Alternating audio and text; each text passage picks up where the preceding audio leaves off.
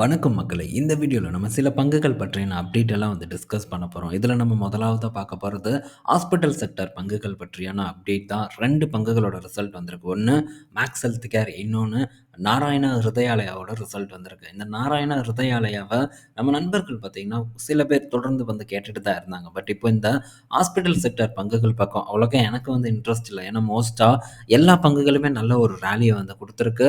So இப்போ result அப்படின்னு பார்க்கும்போதும், எல்லா ஹாஸ்பிட்டல் செக்டர் பங்குகளுமே நல்ல ஒரு பெர்ஃபார்மன்ஸ தான் இந்த காலாண்டு டெலிவர் பண்ணியிருக்காங்க. இதில மேக்ஸ் ஹெல்த் கேரோட Q2 ப்ராஃபிட் 58% உயர்ந்திருக்கு. 554 கோடி லாபத்த இந்த காலாண்டுல ரெஜிஸ்டர் பண்ணியிருக்காங்க. இதுக்கு மெயின் ரீசன் பார்க்கும்போது, சப்சிடரி மெர்ஜர்ல சில டாக்ஸ் சேஞ்சஸ் நடந்திருக்கு. இதனால டாக்ஸ் கெயினா ஒரு 149 கோடி இந்த மேக்ஸ் ஹெல்த் கேருக்கு பெனிஃபிட்டா கிடைச்சிருக்கு. இது இவங்களுடைய லாபம் அதிகரிக்கிறதுக்கான ஒரு வாய்ப்பா அமைஞ்சிருக்கு. பட் இருந்தாலுமே, இதெல்லாம் இல்லாம தவிர்த்து பார்த்தாலுமே மேக்ஸ் ஹெல்த் கேரோட இந்த காலாண்டு பெர்ஃபார்மன்ஸ் ஒரு நல்ல பெர்ஃபார்மன்ஸா தான் அமைஞ்சிருக்கு. வெறும் இவங்களுக்கு மட்டும் இல்ல. இதே நாராயண ஹிருதயாலயாவோட ரிசல்ட் பார்க்கும்போதும் ஒரு நல்ல ரிசல்ட்டா இருக்கு. இயர் ஆன் இயர்ல ஒரு 30% வரைக்கும் இவங்களுடைய லாபம் உயர்ந்திருக்கு. 258 கோடி இந்த காலாண்டுல ப்ராஃபிட்டா போஸ்ட் பண்ணியிருக்காங்க. ரெவென்யூ பார்க்கும்போது 20% பார்த்தீங்கன்னா உயர்ந்திருக்கு. 1644 கோடி போஸ்ட் பண்ணியிருக்காங்க. ஸோ இந்த ஹாஸ்பிட்டல் பங்குகள் நல்ல ஒரு பெர்ஃபார்மன்ஸ். நாராயணா ஹிருதயாலயா ஓரளவு அட்ராக்டிவா தெரிஞ்சாலும் கூட, ஸோ இந்த பங்கோட வேல்யூவேஷன் இப்போதைக்கு எனக்கு நெருங்குற மாரி எனக்கு தோணல. ஸோ அதே மாரி இது மட்டும் இல்ல. இந்த ஹாஸ்பிட்டல் செக்டார் பங்குகள் கம்பேர் பண்ணும்போது இது ஓரளவு பெட்டரா இருந்தாலும் கூட, ஸோ மோஸ்ட்டா பல பங்குகளும் ஒரு நல்ல வேல்யூவேஷன்ல ட்ரேட் ஆயிட்டுருக்கு. நல்ல ஒரு பீக்ல ட்ரேட் ஆயிட்டுருக்கு. ஸோ குரோத் இருந்தாலும் கூட, நம்ம வாங்குனதுக்கப்புறம் இந்த குரோத்ல ஏதாச்சும் ஒரு கை வைக்கிறானுங்க, ஏதாச்சும் ஒரு காரணத்த சொல்றானுங்க அப்படின்னு ஒரு விஷயம் நடந்ததுன்னா, அதுக்கப்புறம் நம்ம சிக்கிட்டு மாட்ற ஒரு சூழ்நிலை ஏற்படும். மோஸ்ட்டா எல்லா ஹாஸ்பிட்டல் பங்குகளுமே நல்ல ஒரு பெர்ஃபார்மன்ஸ தான் குடுத்துட்டு வந்துட்டுருக்காங்க. ஸோ இந்த மாரி பங்குகள டெஃபினட்டா நம்ம ஒரு நல்ல இடத்துல ஐடென்டிஃபை பண்ணியிருக்கணும். ஒன்ஸ் நம்மளால அது முடியல அப்படின்னா, வேடிக்கை பார்க்கறத தவிர வேற வழி இல்ல. இது என்னுடைய பார்வை.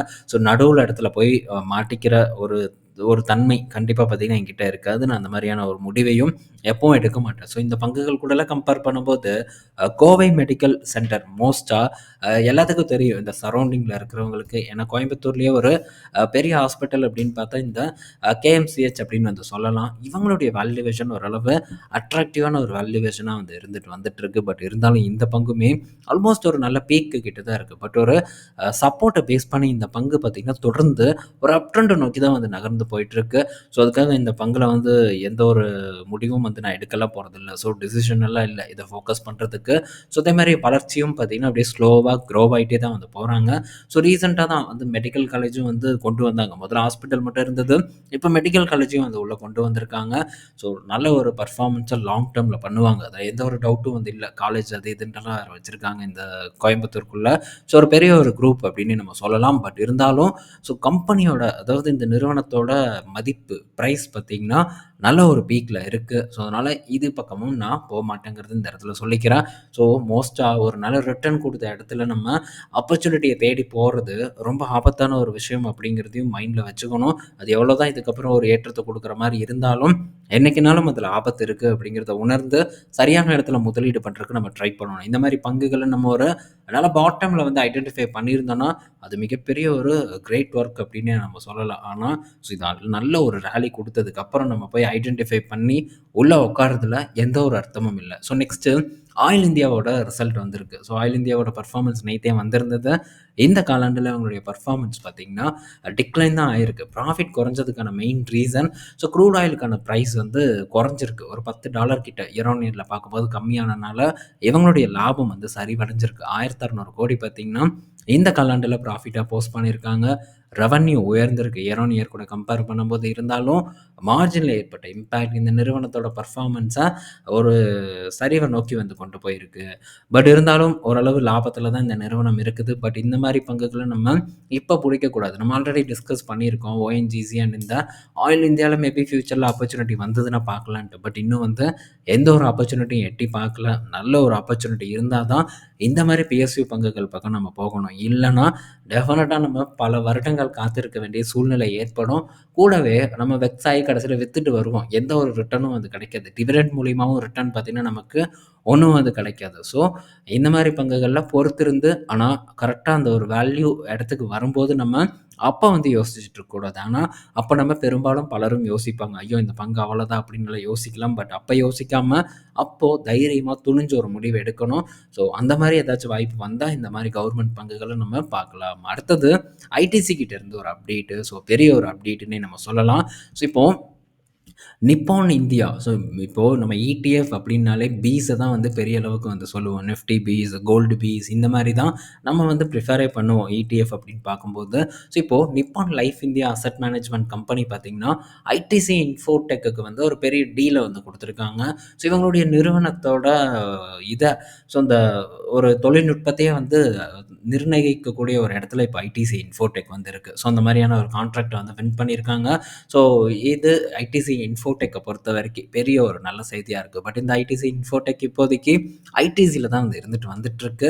ஸோ இந்த ஐடிசி பார்க்கும்போது ஆல்மோஸ்ட் வந்து 1000 டேஸ வந்து கிராஸ் பண்ண போது. எதுக்கு அப்படின்னு பார்த்தீங்கன்னா, ஸோ 1000 நாளா பார்த்தீங்கன்னா, இந்த பங்கு சைட்வேல இருந்துட்டுருக்கு. ஸோ 1000வது நாள் வெற்றி விழாவ என்னைக்கு கொண்டாடும் அப்படிங்கிறத பார்க்க ரொம்பவே வந்து ஆர்வமா இருக்கு.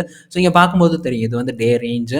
ஸோ இந்த டே ரேஞ்சில வந்து நம்ம பார்க்கும்போது, ஆல்மோஸ்ட் கிட்டத்தட்ட ஒரு 948 நாள் பார்த்தீங்கன்னா, ஒரு சைட் வேவ வந்து இந்த ஐடிசி வந்து இப்போ மேக் பண்ணிட்டு வந்துட்டுருக்கு.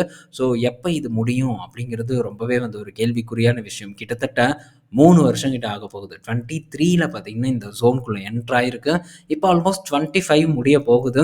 26 ஆரம்பிக்க போகுது. 3 வருஷத்த பார்த்தீங்கன்னா, இந்த ஐடிசி நிறுவனம் வந்து சைட்வேலயே வந்து கம்ப்ளீட் பண்ண போறாங்க. உங்களுக்கு எல்லாத்துக்கும் ஞாபகம் இருக்கா அப்படின்னு என்னன்னு தெரியல. பட் இதுக்கு முன்னாடி நம்ம HDFCய வந்து டிஸ்கஸ் பண்ணும்போது, ஐடிசி இதே மாரி தான் இருந்தது அப்படின்ட்டு நம்ம டிஸ்கஸ் பண்ணியிருந்தோம். ஸோ ரொம்ப நாட்கள் பார்த்தீங்கன்னா, HDFCயும் ஒரு பெரிய சைட்வே குடுத்தது. இது ஐடிசியோட சைட்வே. ஆல்மோஸ்ட் வந்து இந்த கோவிட்லருந்து பெரிய ஒரு சைட்வே தான் இந்த ஐடிசில நடந்தது. அதுவும் இந்த ரூ. 200க்கும் ஒரு ரூ. 220க்கும் பார்த்தீங்கன்னா, ரொம்ப நாட்கள் வந்து போயிட்டு, போயிட்டு வந்துட்டு அதுக்கப்புறம் தான் ஒரு பெரிய ஒரு மூவ்மெண்ட்டே நடந்தது. டபுள் த ரிட்டர்ன பார்த்தீங்கன்னா, இந்த ஐடிசி டெலிவர் பண்ணுச்சு. ஸோ, இப்போ அகைன் பார்த்தீங்கன்னா, ஐடிசி ஒரு சைட்வேக்குள்ள வந்து பூந்திருக்கு. அதுவும் கொஞ்சம் நஞ்சம் சைட்வே இல்ல. இங்க பாருங்க எவ்வளோ பெரிய ஒரு கன்சாலிடேஷன் அப்படின்ட்டு. ஸோ, இந்த ஒரு கன்சாலிடேஷன நம்ம டெஃபினட்டா வந்து மிஸ் பண்ணக்கூடாது. இந்த கன்சாலிடேஷன் யாருக்கு யாருக்கு ரொம்ப யூஸ்ஃபுல்லா இருக்குன்னு பார்த்தா, ரீட்டெயில் இன்வெஸ்டர்ஸ்க்கு தான் மிகப்பெரிய ஒரு யூஸ்ஃபுல்லான ஒரு விஷயம். ஸோ, நமக்கு இந்த இடத்துல ஒரு நல்ல பொசிஷன் பில்ட் பண்ணுறதுக்கான ஒரு வாய்ப்பு லாங் டேர்ம்க்கு வந்து ஏற்படுத்தி கொடுக்குது. ஸோ HDFC பேங்க் ஸோ இதே மூவ்மெண்ட் தான் HDFC பேங்க்ல இருந்தது. அந்த டைமில் நம்ம HDFC பேங்கை டிஸ்கஸ் பண்ணும்போது ஐடிசியை காட்டி தான் வந்து எக்ஸாம்பிளே வந்து கொடுத்தோம். இப்போது ஐடிசியை வந்து எக்ஸாம்பிள் இப்போ பார்க்குறக்கு டிஸ்கஸ் பண்ணுறதுக்கு நம்ம HDFC பேங்க்கை எக்ஸாம்பிளுக்கு கொண்டு வந்திருக்கோம். ஸோ எவ்வளோ பெரிய ஒரு சைட்வேன்னு பாருங்கள். ஸோ இந்த சைட்வேல ஆல்மோஸ்ட் நல்ல ஒரு ஒரு சரியான ஒரு ரேஞ்சில் தான் வந்து இந்த பங்கை நம்ம டிஸ்கஸ் பண்ணோம்.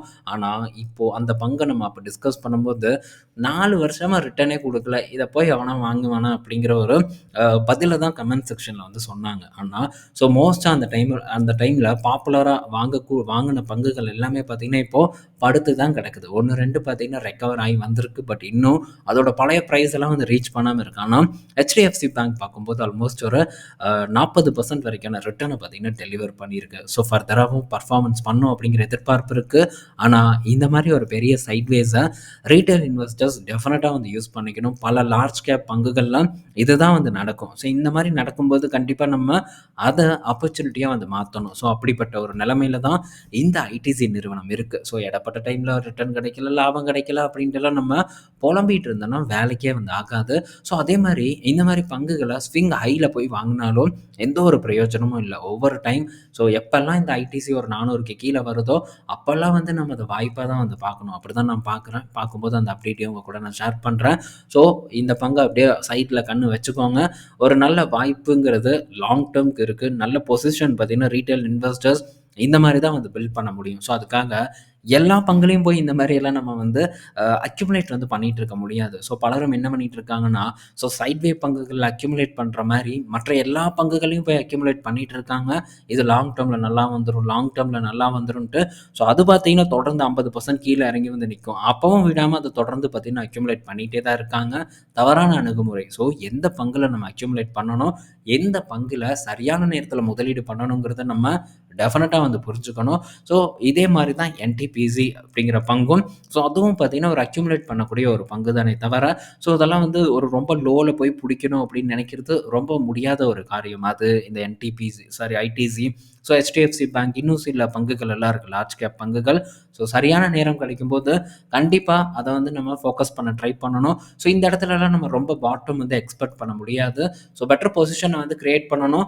அதே சமயத்தில் இது பெரிய ஒரு மல்டிபேக்கர் ரிட்டர்ன்லாம் வந்து கொடுக்க போகிறதில்ல. பட் இது ஒரு பெரிய சேஃப்டி உங்கள் போர்ட்ஃபோலியோக்கு ஏற்படுத்தி கொடுக்கும். நிலையான ஒரு வளர்ச்சியும் இந்த பங்குகள் கொடுக்கும் அப்படிங்கிறதையும் இந்த இடத்துல நான் ஷேர் பண்ணிக்கிறேன். ஸோ ரொம்ப நாட்களுக்கு அப்புறம் ஐடிசியை இவ்வளோ தூரம் நம்ம டிஸ்கஸ் பண்ணுறோம். ஸோ இதுக்கு முன்னாடி நம்ம தொடர்ந்து பார்த்தீங்கன்னா HDFCயை பெரிய அளவுக்கு வந்து டிஸ்கஸ் பண்ணிகிட்டே தான் வந்து கிடப்போம்.